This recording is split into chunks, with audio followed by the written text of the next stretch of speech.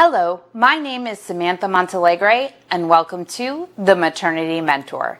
Today we're going to be talking about what to expect in the first 2 hours after a vaginal delivery.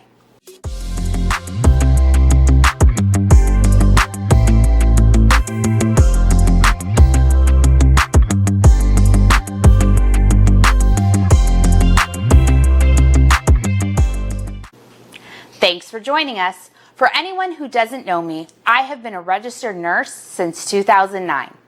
I've spent my entire career working in the maternal newborn nursing area, including mother-baby postpartum, NICU, antepartum, and labor and delivery.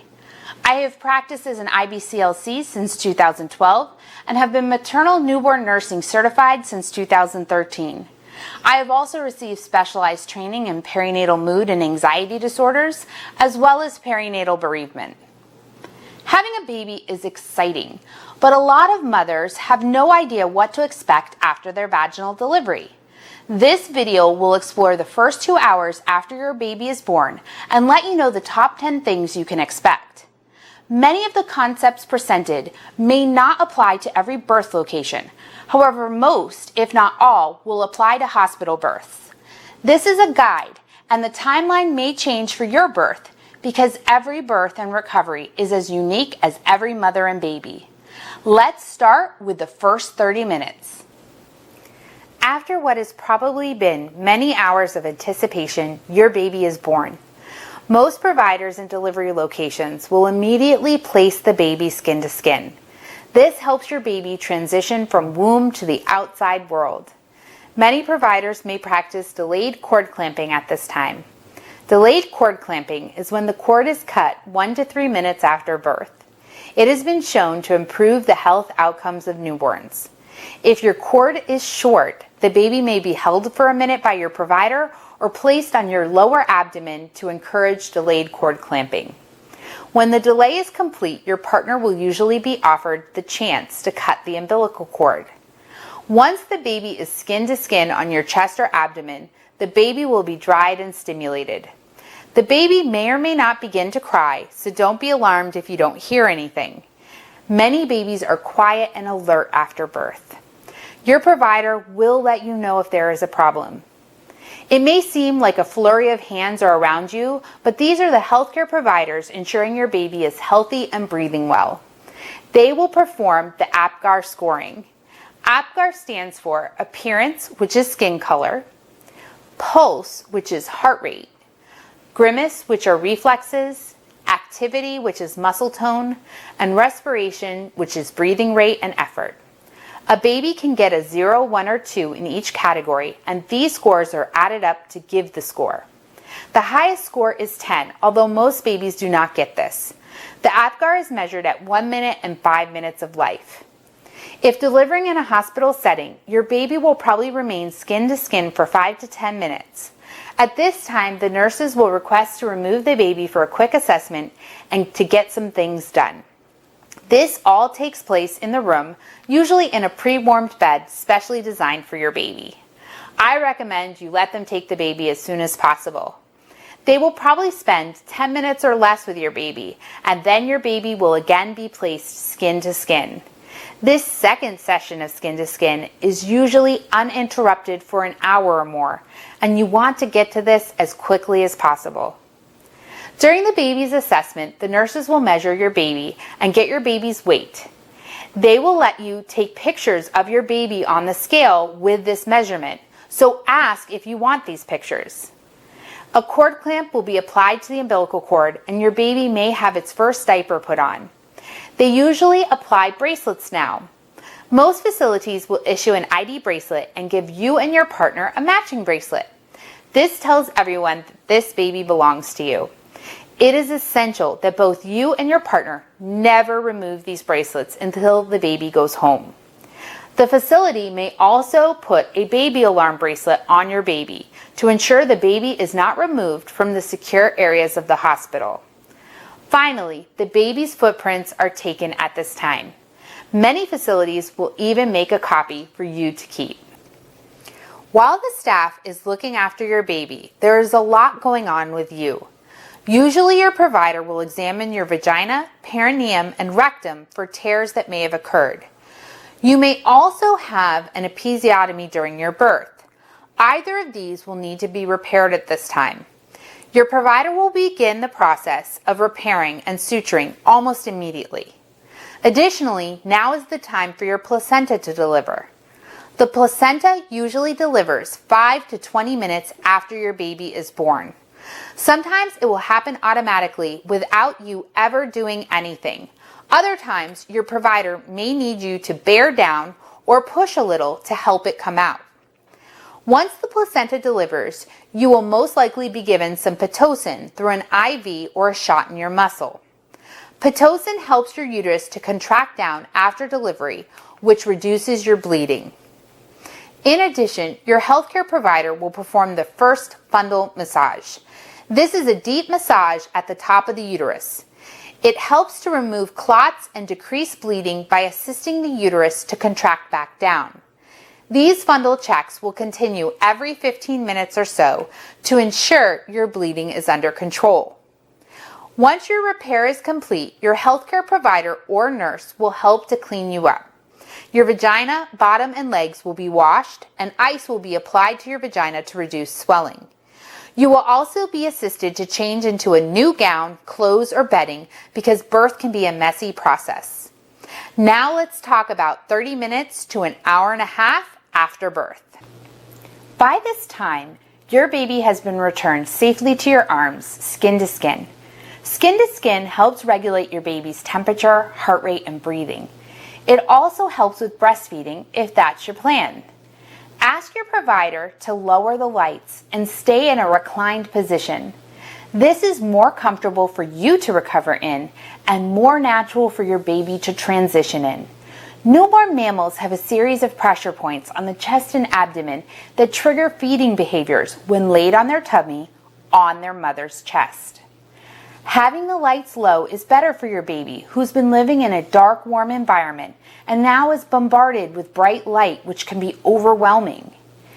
This is a time for both you and your partner to stay off your phones.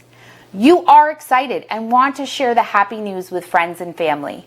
However, this can happen at any time, but you will never get these first moments back with your baby. Talk with each other and talk to your baby. Take pictures of mom and baby together. And remember, no using the flash. Cherish this moment. This is the start of the bonding process. While you're enjoying your first alone time with your baby, your healthcare provider is working on cleaning up your room. This is not a time for visitors. Birth is a messy process with lots of blood. Afterwards, the room can look like a scene out of a horror movie. There are lots of instruments and equipment around that needs to be cleaned up. Many rooms are too small to have a lot of people inside. Between skin to skin, breastfeeding, and bleeding checks, your body is constantly being exposed for brief periods of time, which can be awkward in front of visitors. Additionally, in most facilities, it is not safe to ask visitors to step in and out of the room for these types of things. During this time, the providers will need to measure vital signs on both mom and baby, which requires a calm, quiet room for accurate measurement. All of this makes visitors impractical and intrusive in a labor room. Finally, remember this is a time for bonding, resting, and regaining strength. Visitors often mean well, but can interrupt the natural form of recovery.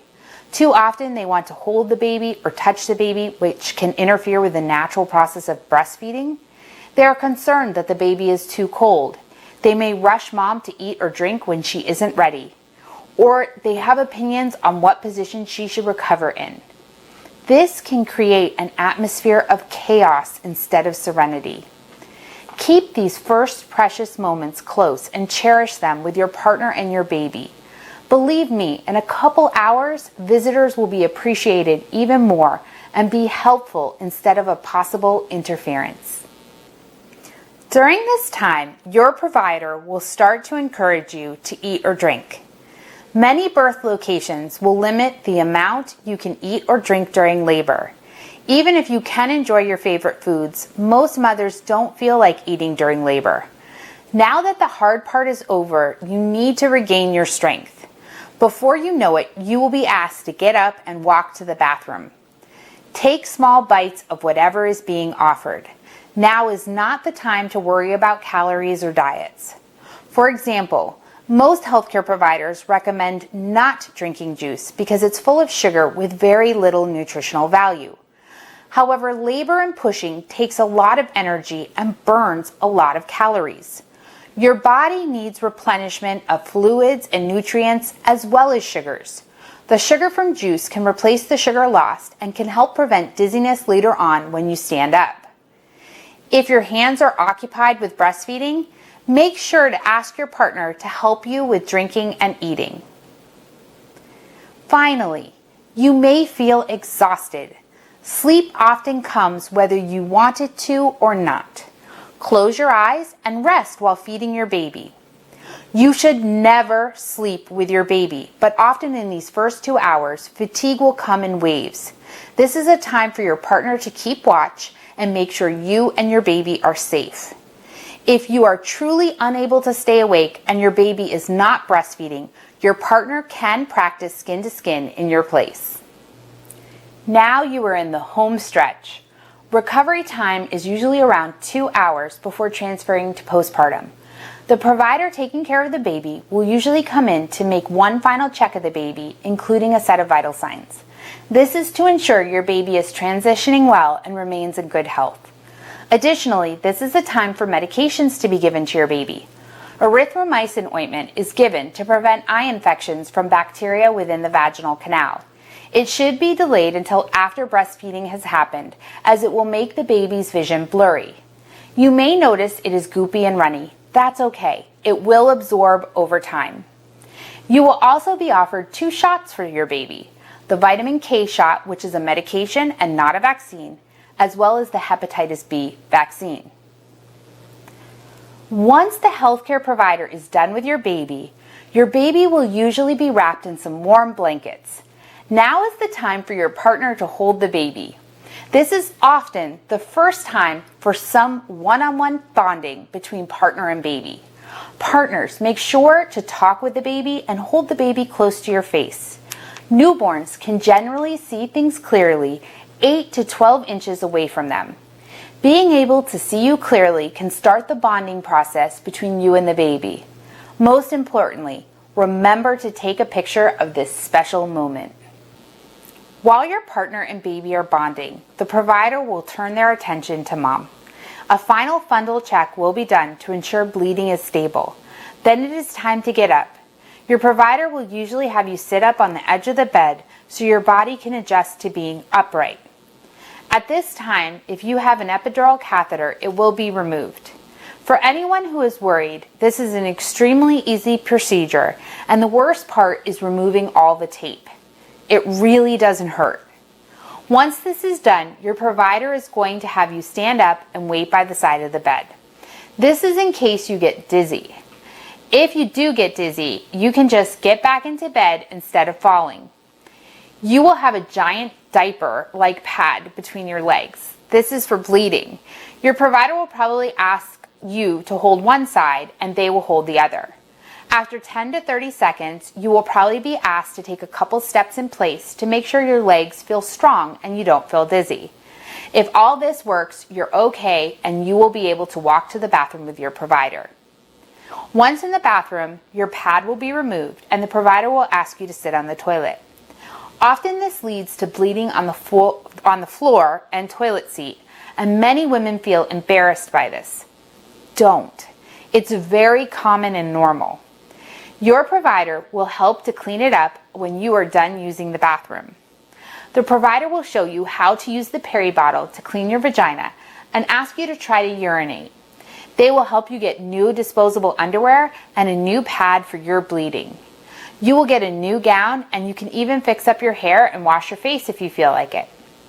You will not be able to take a shower at this time because you are still a little weak and warm water might make you feel dizzy. Taking a shower in a couple hours is better. Once you are done, you can head back to bed. Congratulations! Your recovery is complete and it's transfer time.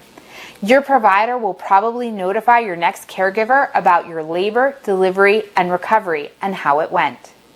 Then they will get a wheelchair to transfer you to the next room. Partners should pack everything up and make sure not to forget chargers and footwear, which are the most commonly left behind items. Once everyone is ready to go, ask your provider for one final picture of the three of you. This way, you have something to remember this special moment by. This video has examined the top 10 things to expect when recovering from a vaginal delivery. We hope it has helped explain what to expect after your vaginal delivery and helped you understand why certain things are happening in your labor room. Please share your comments and let us know what topics you would like to hear more about. If you like this content, please remember to hit that like button and subscribe so you can be the first to receive this information. Remember to share this channel with your friends and family and follow us on Facebook, Instagram, and Twitter for additional content. We will link those in the description below. Thank you so much for joining us at the Maternity Mentor.